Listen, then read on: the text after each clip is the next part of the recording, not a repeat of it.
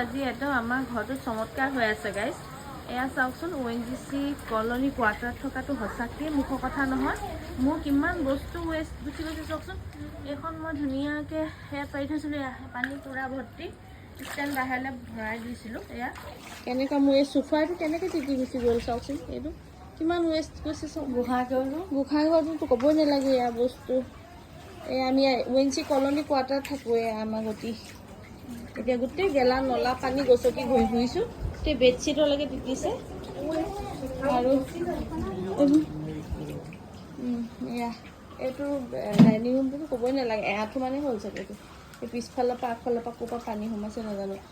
এয়া দেখিছেনে? আৰু বেডৰুমলৈকে চাওকচোন। আমি কেনেকৈ থাকিম বাৰু এনেকৈ হ'লে কলনীত।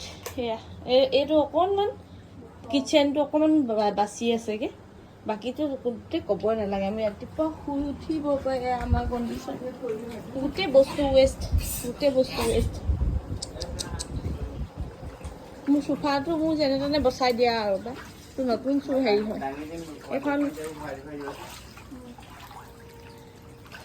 এইখন এতিয়া কেনেকৈ ছেভ কৰিব পাৰোঁ তাক চিন্তা কৰি আছোঁ। সেই ঢোলটো এইটো ল'ৰাটো ঢোলটো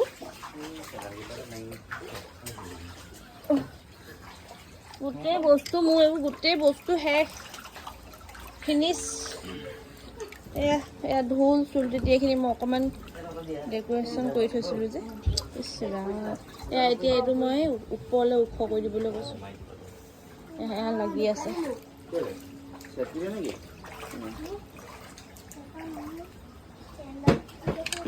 আমাৰ জীৱন গাইছ। ভিতৰখনৰ অৱস্থাটো এয়া দেখিলেই, আৰু এতিয়া ভাবিছোঁ অকণমান বাহিৰলৈকে ওলাই যাওঁ। বাহিৰৰ অৱস্থাটো চাওকচোন। এয়া হৈছে ONGC কলনীৰ নিচিনা এখন ছ'চাইটি।